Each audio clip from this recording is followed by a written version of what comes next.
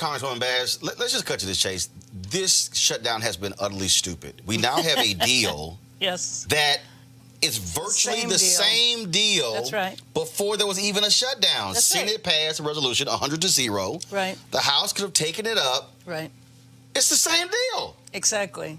Exactly. But what's happened in the interim, I guess, has been a civics lesson for the president, who didn't seem to understand the powers he had and didn't have. Just like with the State of the Union. He thought that he could just march onto the floor of the House of Representatives and didn't understand that when Nancy Pelosi said you couldn't, that's, obviously the power that she has. I think that's why there's a deal. Exactly. No, seriously. I think right. the reason there's a deal is because he is so narcissistic and is all about big audiences that, oh, wait a minute, hold up. There was no walkthrough on Monday. Right. There's not going to be a speech. Oh man, no. So let's do a 3-week deal so I can get my speech on Tuesday. Yeah. I think that's what this is. Well, there was one other factor that happened this morning, and that was the folks at the airport that all called in sick, and air traffic was blocked in New York and several other cities. That was ominous, and it was interesting because Congresswoman Lucy McBath in our caucus yesterday, she mentioned that she had met with a number of the airline workers, and they were saying that they weren't going to be able to go into work. You remember they told them to go drive Uber or to do garage sales. If people aren't bringing money in, they have to figure out a way to do it. Some of the workers might not have even had gas money, because you are talking about people who are very low-paid workers, whether you were talking about TSA or otherwise. So I think that, along with the straw, that being the straw that broke the camel's back, couldn't get his speech on Tuesday, and then also the air traffic being blocked. And I think that, because first of all, we had talked about this on this show yesterday, and I said, folks, if the airport people say, ain't nobody flying. Exactly. I said, this country will look like 9/11. Exactly, that's where right. There were no planes in the air. I just hope that the workers recognize their power, because it's not over. This is just extended for 3 weeks. And what he's going to find, just like the last deal he agreed to, he got beat up by the right wing, Ann Coulter, Rush Limbaugh, I guess who he listens to more so than his cabinet. They got mad at him when he made the last deal. They got mad at him when he made a speech. I know they're going to beat him up today. He's the one who said that he could go into Times Square, shoot somebody, and everybody would still love him. But yet when Ann Coulter and Rush Limbaugh spanked him, he then runs away from the deal. I frankly hope that we vote either by unanimous consent or everybody comes back to D.C. immediately, because he's liable to change his mind again. Oh, I wouldn't be surprised. And that's why one of the first questions that I asked my staff was, all right, when is this vote? Right. No, literally, when I came in, I said, is Congresswoman Bass still coming in? Yeah. I said, because are they voting in an hour? Because the reality is, exactly. Let's go back to December. Right. Vice President Pence tells the Senate, yes, pass this deal, and Trump is going to sign it. Right. The Senate passes this, unanimous consent, 100-0. Then by the next morning, he tells Paul Ryan, oh, hell no, absolutely not. I'm not going to sign it. I need a wall. Exactly. And then all of a sudden, Paul Ryan comes out and says, hey, he wants a wall, so we got to pass a different bill. But to show you how ridiculous it is, I don't know if you saw his speech, Roland, but he talked about a steel wall that you could see through. I didn't know you could see through steel. But that's what he said. But just think about this for a minute. Republicans have always been the party that opposed eminent domain. Well, how do you think the wall would be built? That's not just free property there. You're talking about the property of ranchers. You're talking about Native American reservations. And eminent domain would be tied up in court. And the only member of Congress where 42% of his congressional district is that border is Republican Will Hurd. That's right. Who has said this is a myth. This is nonsense. This wall should not be built. Well, when he went to the border, when Trump went to the border, all of the Border Patrol people sat there and did a presentation to him about tunnels. So you can build whatever wall you want.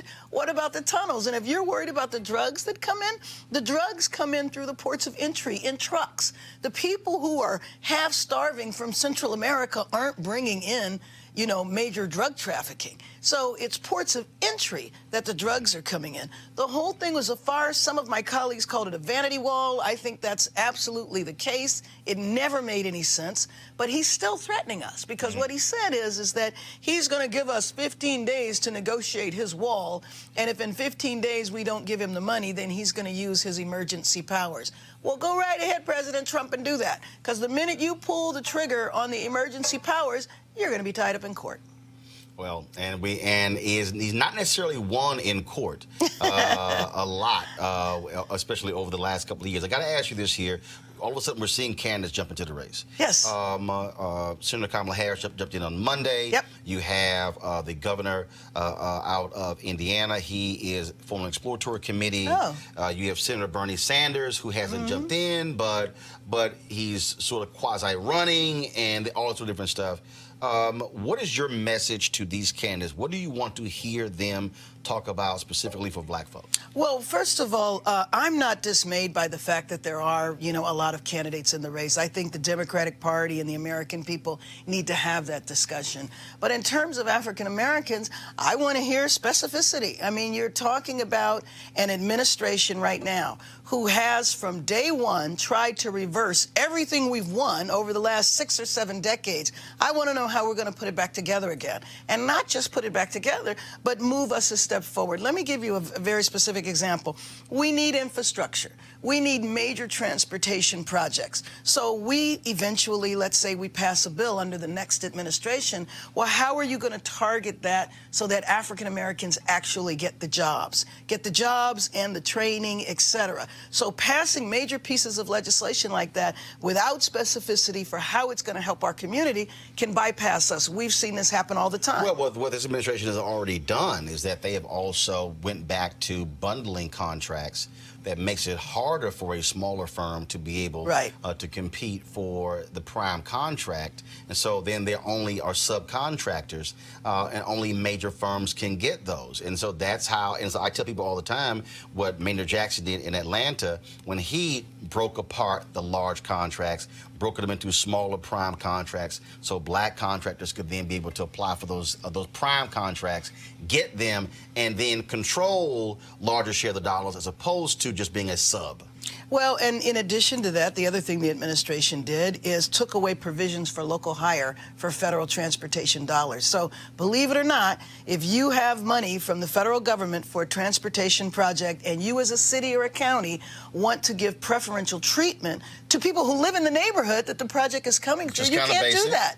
It is, but that's one of the ways, because we know that affirmative action has been gutted, right? I mean, we should have had that back, with goals. But given that we don't have that back right now, if you put in local hire provisions, you do have a much greater chance and opportunity for African Americans who look out of the window, drive down their street, see major projects, and no African Americans on the workplace. So those are things that could be done and that I would like to see the next administration do. We do want to get your thoughts on this. GQ dropped their article with Bernie Sanders. It was done in October. In the article, he talked about where he said race is obviously a huge issue, but he thinks that class is a larger issue.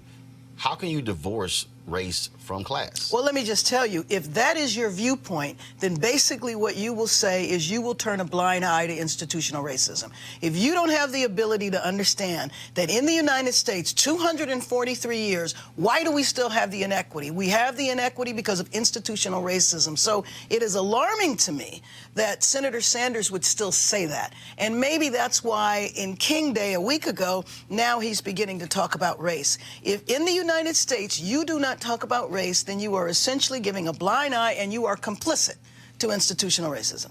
All right. Last question. We saw one of your members step down from the CBC Foundation and also from a couple of committees as a result of a lawsuit. For the folks who don't know, the CBC Foundation is a separate entity. 4 separate organizations. So it's CBC Foundation, CBC Institute, CBC Political Action Committee. And then you have the CBC. The CBC, right. But there are CBC members who are chair of the CBC F, so you still have a relationship there. Yes, we definitely have a relationship, but it's important to note that they are 4 completely separate legal entities. Gotcha. And so with Congresswoman Sheila Jackson Lee stepping down from the CBC F, she's still a member of the House. Oh, absolutely. A very important member of the Congressional Black Caucus, absolutely. And she stepped down from the foundation. Yes. And have y'all given them any thoughts or perspective or direction on that suit in terms of governance? Not in terms of the suit, but what the CBC Foundation is doing is there will be a temporary chair, and there's an election for a permanent chair that will be coming up in another month. Okay. All right. Congresswoman Karen Bass, we appreciate it. Thanks a lot. Thank you. Thanks for having me on. You want to check out Roland Martin Unfiltered? YouTube.com/Roland S. Martin. And subscribe to our YouTube channel. There's only one daily digital show out here that keeps it black and keep it real. It's Roland Martin Unfiltered. See that name right there?